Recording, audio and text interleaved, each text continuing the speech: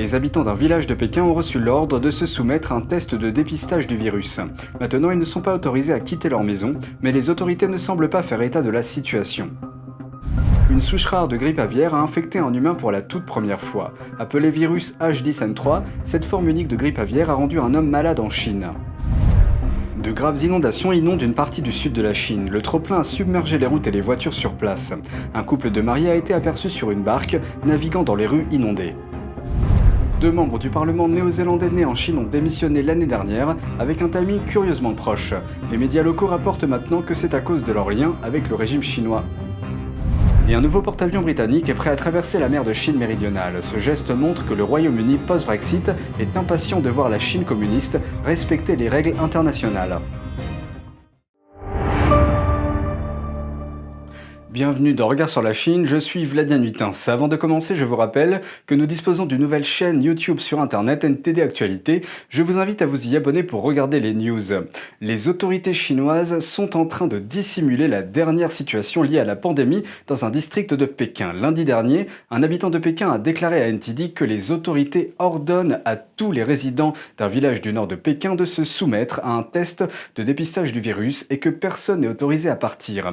L'Institut des arts du spectacle de Pékin est situé dans ce village. Tous les étudiants doivent également subir un test de dépistage et ne sont pas autorisés à quitter leur dortoir.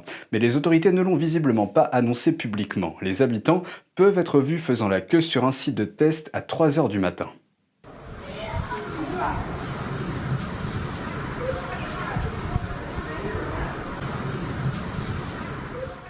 Dans le village se trouve également un campus de l'Université de l'Union de Pékin. Un habitant de Pékin a déclaré à NTD que de nombreux étudiants de cette université sont mis en quarantaine. Mais les autorités scolaires du district n'en ont pas parlé en externe. L'habitant dit avoir vu la police chinoise boucler les routes principales du village et celles proches de l'Université de l'Union. Un nouveau virus est apparu en Chine. Un homme de ce pays pourrait désormais être la première personne à avoir contracté la grippe aviaire H10N3. Mardi dernier, les autorités sanitaires chinoises ont annoncé avoir diagnostiqué chez un homme de 41 ans la souche H10N3 de la grippe aviaire. La découverte date de la semaine dernière. Selon elle, aucun autre cas d'infection humaine n'a jamais été signalé dans le monde. Le patient a commencé à avoir de la fièvre et d'autres symptômes le 23 avril et a été hospitalisé le 28 avril. Mais les autorités n'ont identifié le virus comme étant la grippe aviaire H10N3 que le 28 mai. Les autorités chinoises n'ont pas expliqué comment l'homme a contracté le virus, mais ont déclaré que son état était stable et qu'il était prêt à quitter l'hôpital. On ne sait pas s'il a travaillé avec des volailles. Pékin a également affirmé que le risque de propagation du virus à grande échelle était très faible. Selon un spécialiste des maladies animales de l'Organisation pour l'alimentation et l'agriculture des Nations Unies, cette souche n'est pas très courante. Seuls 160 cas ont été signalés de 1978 à 2018, principalement chez des oiseaux sauvages en Asie. Il n'y a pas encore de cas détectés chez les poulets. La dernière grande épidémie de grippe aviaire chez l'homme remonte à 2016 et 2017. La souche H7N9 a tué environ 300 personnes en Chine. La saison des inondations en Chine continue de battre son plein. De nombreuses régions de la province du Guangdong, dans le sud de la Chine, connaissent de fortes précipitations. On peut voir des pâtés de maisons entiers inondés.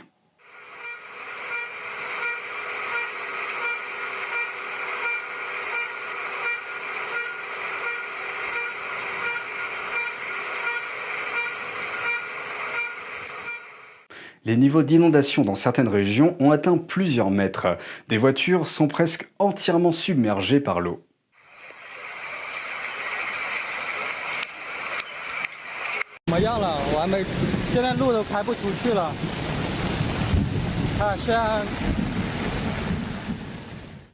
Mais il semble que certains habitants se soient préparés. Des images en ligne montrent des habitants utilisant des barques et des canoës pour se déplacer dans les rues inondées.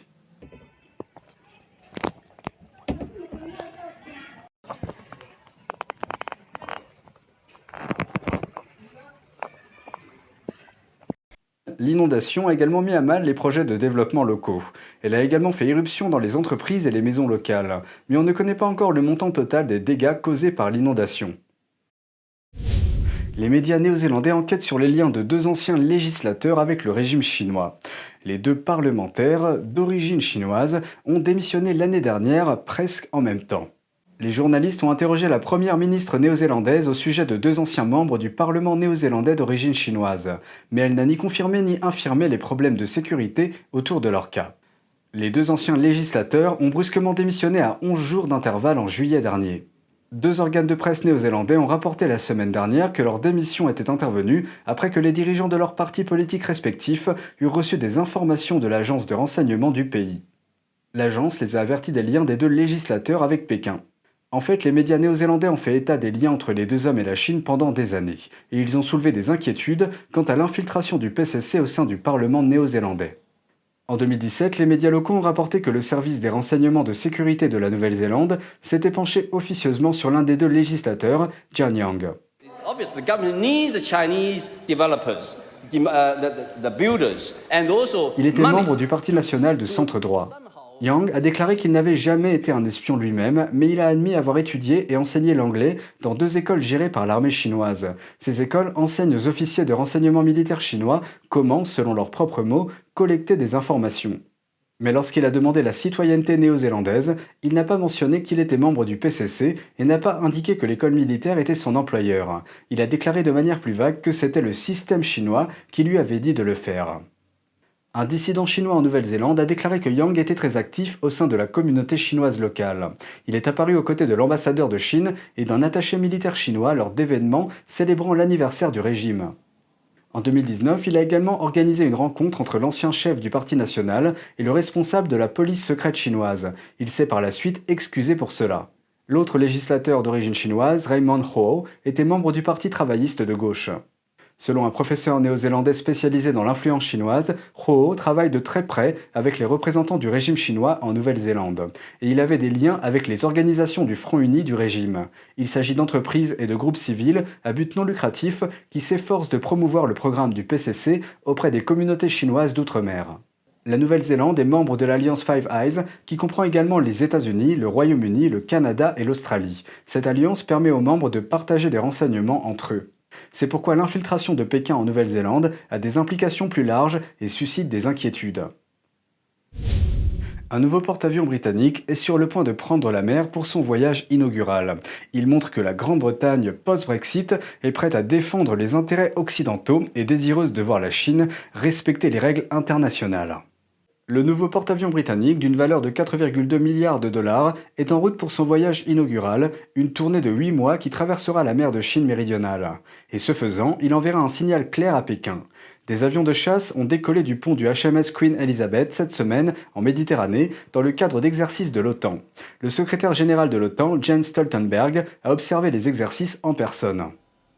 It sends a message of NATO's resolve and our capability and willingness to defend all allies against any threat. And it also sends a message of how NATO allies can operate together. La Chine revendique 90% de la mer de Chine méridionale, bien que plusieurs pays de la région contestent les frontières et que les États-Unis aient régulièrement envoyé des navires de guerre dans la région. La Grande-Bretagne était le principal allié des États-Unis sur le champ de bataille en Irak et en Afghanistan et, avec la France, la principale puissance militaire de l'Union européenne. Mais son vote de 2016 pour quitter l'UE a soulevé des questions sur son rôle dans le monde. Londres a annoncé sa plus forte augmentation des dépenses militaires depuis la guerre froide, à la fin de l'année dernière, en partie en réponse à ses préoccupations. Le commodore Steve Moorhouse est le capitaine du navire. Well, I think it shows that we're a global navy and wanting to be back out there. We'll be operating with the United States, but also regional partners, Singapore, Japan, Republic of Korea, other ASEAN nations. Will not only be exercising militarily, but also supporting the government's wider objectives in the region. I mean, the economies out there are growing. It's an increasingly important part of the world. So hopefully, the aim for us is this deployment will be the first of a more persistent presence for the United Kingdom in that region.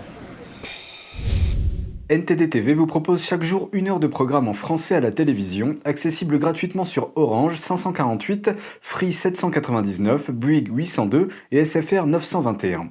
Première diffusion à 20h et rediffusion le lendemain à 13h. Vous pouvez aussi regarder nos vidéos sur le site ntdtv.fr et la plateforme ntdtv.fr YouMaker. C'est tout pour aujourd'hui, merci d'avoir suivi Regard sur la Chine. On se retrouve demain pour une nouvelle émission, prenez soin de vous et à bientôt.